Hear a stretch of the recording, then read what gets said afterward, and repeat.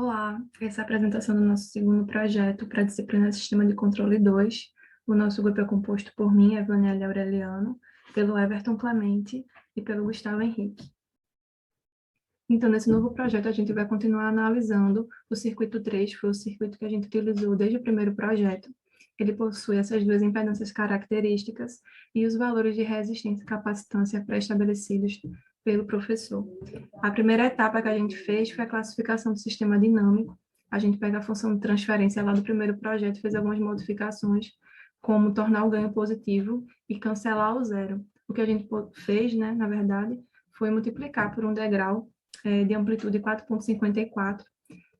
Fazendo isso, a gente fez com que a nossa função de transferência muito se parecesse com o modelo pré-estabelecido de análise. Então, a gente vai ter como g de S 25,25 dividido por S ao quadrado mais 2,1S mais 25,25, que muito se assemelha ao modelo.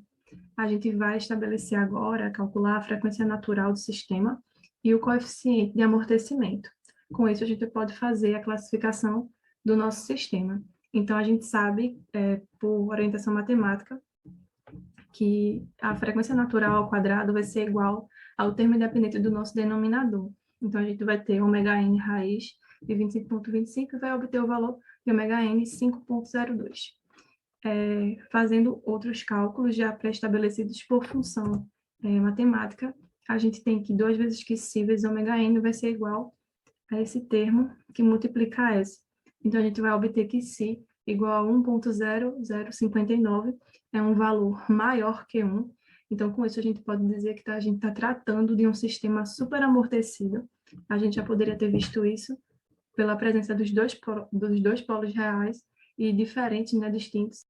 Nessa próxima etapa do nosso projeto, a gente fez a inserção de um degrau de 2,5 de amplitude na nossa função de transferência anterior.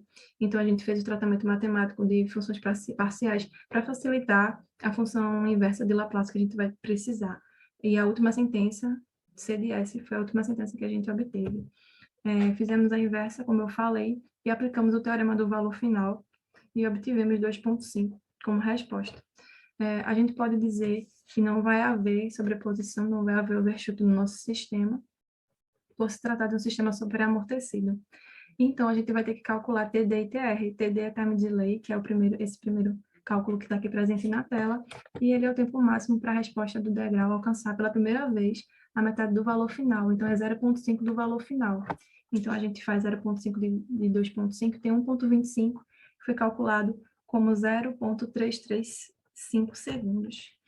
E, posteriormente, foi feito o cálculo do tempo de subida, que é o TR, que é o tempo necessário para a resposta do degrau, e de 10 a 90% do valor final.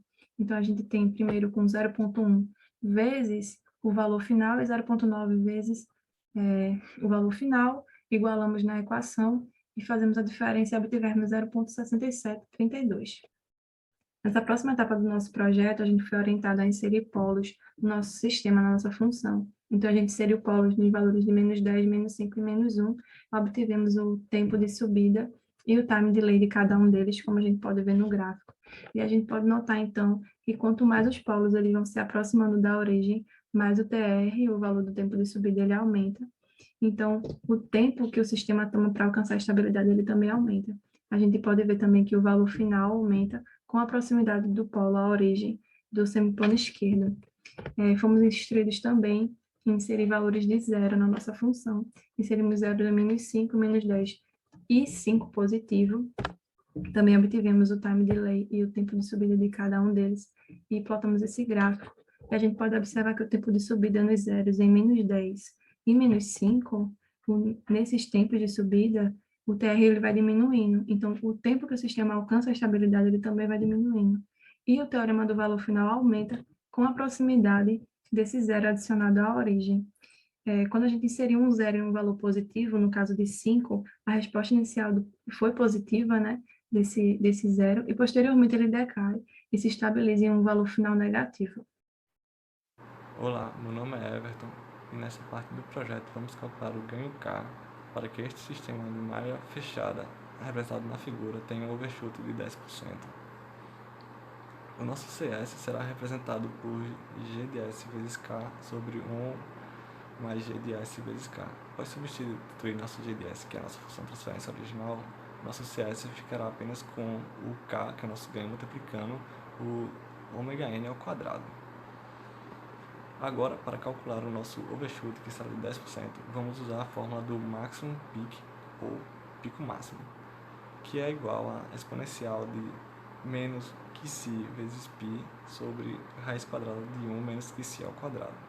Fazendo ela igual a 0,1 e fazendo as manipulações algébricas, vamos encontrar que nosso QC será igual a 0,591.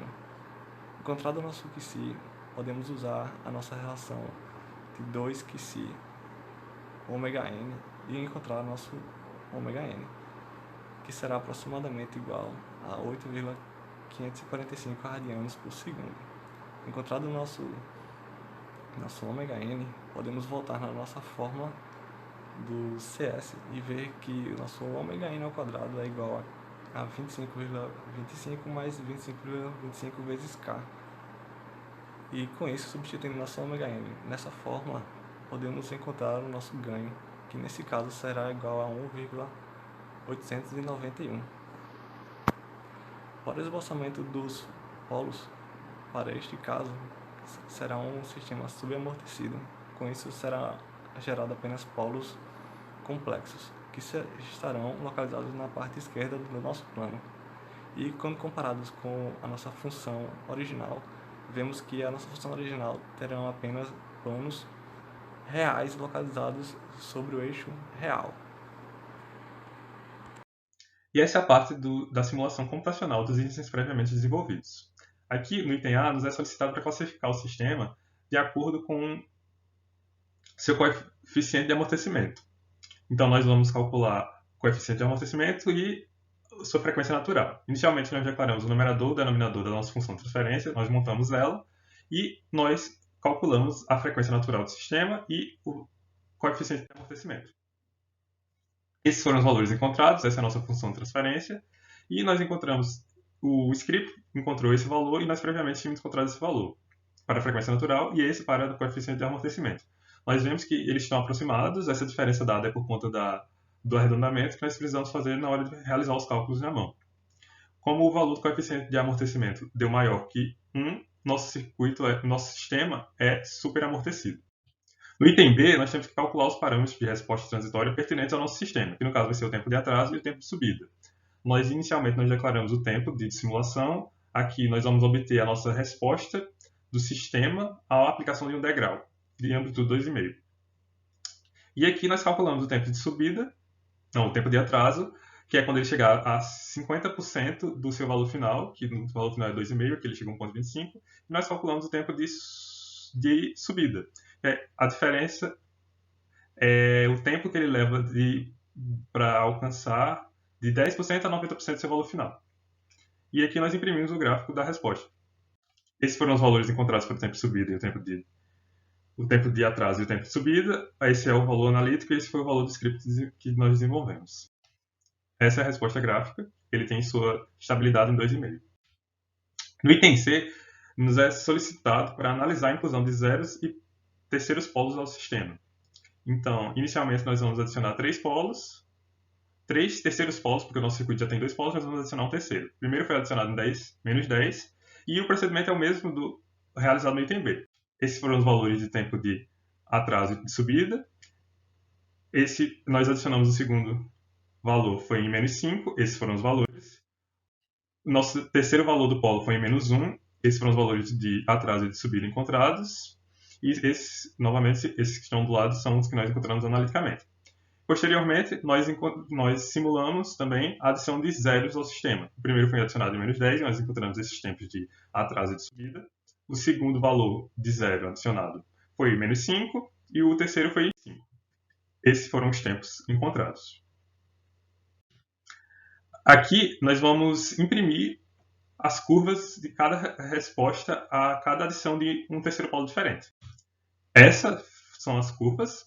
Nós podemos ver que em menos 10, que é o polo mais distante, quando nós adicionamos o polo mais distante aos polos dominantes, nós vemos que o valor final ele é o menor de todos e que ele tem um tempo de atraso menor, ele chega mais rápido à sua estabilidade.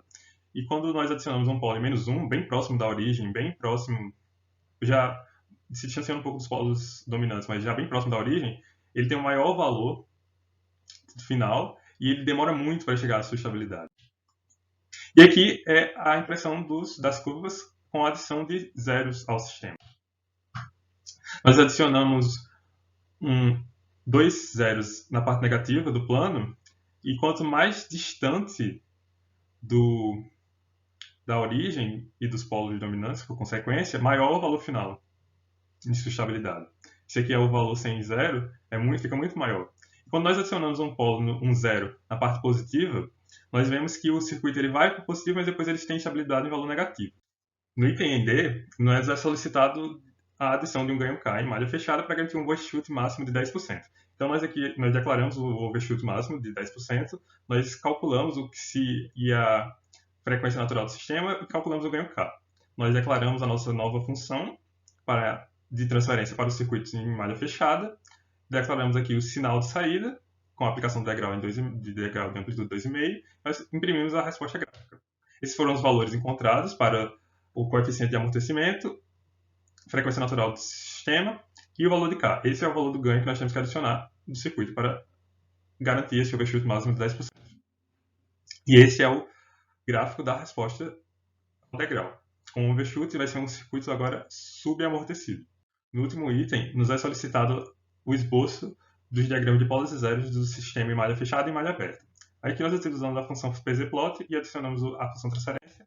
E nós obtemos esses seguintes diagramas de polos e zeros. Nós temos esse é o do sistema em malha fechada, que nós temos polos complexos nesses pontos. E esse é o diagrama de malha aberta, que nós só temos polos reais e distintos. Obrigado pela atenção.